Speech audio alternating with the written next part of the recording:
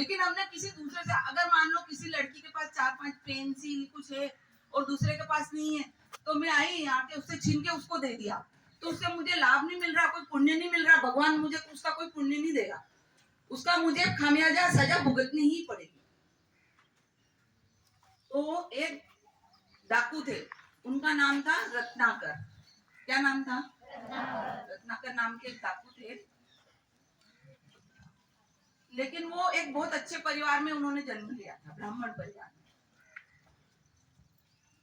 परंतु उनकी संगत कुछ खराब हो गई। संगति का असर बहुत होता है, देखो संगति का असर बहुत होता है। हम जिसके साथ रहते हैं हम वैसे ही बनते चले जाते हैं, धीरे धीरे धीरे धीरे। तो वो उनकी संगत हो गई डाकू से। किससे हो गई? अब वो डाकू बन गए, लूटपाट करने लग गए, जो मिलता उसको लूट लेते हैं, मार कूट करते हैं। अगर कोई नहीं देता तो उसको काट के मार काट करके उससे धन छीन लेते हैं, उसके पास जो होता वो छीन लेते थे। क्या करते थे? छीन लेते थे। अब एक बार उधर से नारद मुनि आ रहे थे। कौन आ रहे थे? नारद मुनि। अब नारद मुनि आ रहे थे तो उन्होंने, डाकू ने क्या किया, उन्होंने उनको पकड़ लिया और बोला तेरे पास जो कुछ है, तुम्हारे पास जो कुछ है वो मुझे दे दो, वरना मैं तुम्हें मार डालूंगा। नारद मुनि ने कहा कि मेरे पास तो कुछ भी नहीं है, सिर्फ एक वीणा है और मैं भगवान का भजन करता हूँ, ये है मेरे पास 2 चीज, ये ले लो तुम। लेकिन तुम जो ये काम कर रहे हो, ये काम क्या अच्छा है? इसका तुम्हें बहुत पाप लगेगा।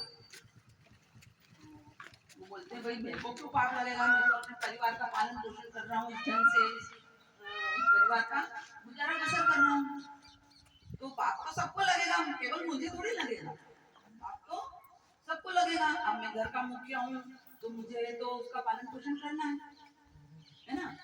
तो आप बता सकते हो हमारे विद्यालय परिवार के मुखिया कौन है? प्रिंसिपल सर है ना। तो उनको इस स्कूल की पूरी की देखभाल करनी है, कौन क्या कर रहा है, किसको क्या काम देना है, ये सब उनके जिम्मे है। कौन अच्छे से काम कर रहा है, कौन नहीं कर रहा है ना, ये सब उनके जिम्मे। ऐसे ही उनका जिम्मा था अपने परिवार का पालन पोषण करने का।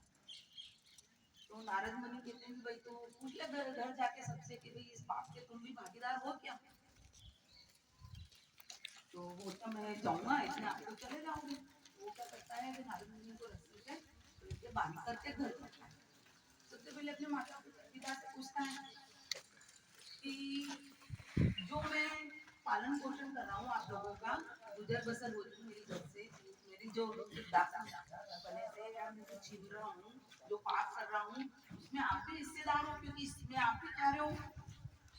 माँ बाप बोलते हैं नहीं नहीं भाई, हमने तो अच्छे से पालन पोषण किया तुम्हारा, अब तुम जानो, तुम कैसे हमको ला करके खिलाते हो ये तुम जानो, हम तुम्हारे इस पाप में बिल्कुल भी हिस्सेदार नहीं है, हम भागीदार बिल्कुल भी नहीं है।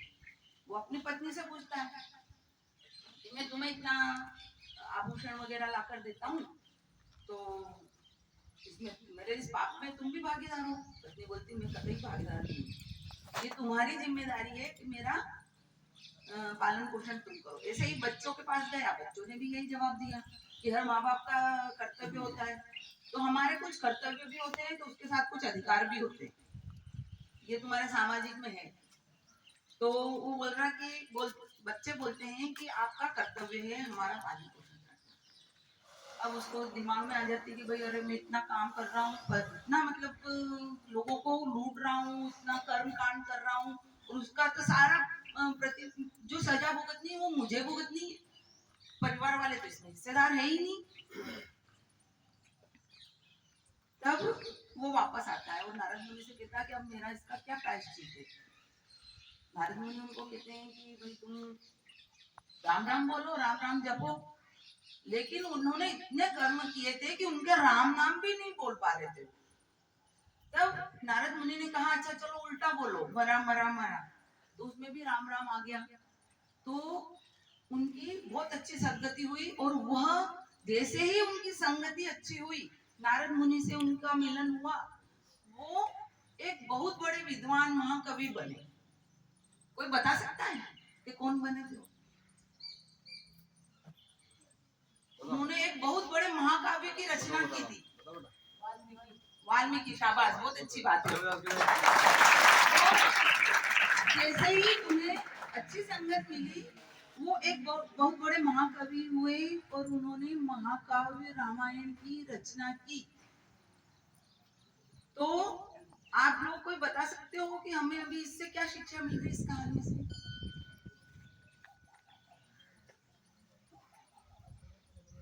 ये लड़के की आवाज आ रही है नीचे से, नीचे करते हैं उसके। ठीक है, कोई बात नहीं। हमें सबसे बड़ी शिक्षा ये मिल रही है कि हम किसी का बुरा करके किसी का भला कर रहे हैं तो वो बिल्कुल अच्छी बात नहीं है। उसका हमें, अगर हम सोच रहे हैं हमने बहुत भला कर दिया, इसका हमको बहुत पुण्य मिलेगा, 1% पुण्य नहीं मिल रहा है। तुमने जो कर्म किया है, तुमने जो बुरा काम किया, उसका फल तो तुम्हें भुगतना ही होगा। दूसरी बात, कि संगति का बहुत बड़ा असर होता है। हमें अच्छे लोगों की संगत करनी चाहिए।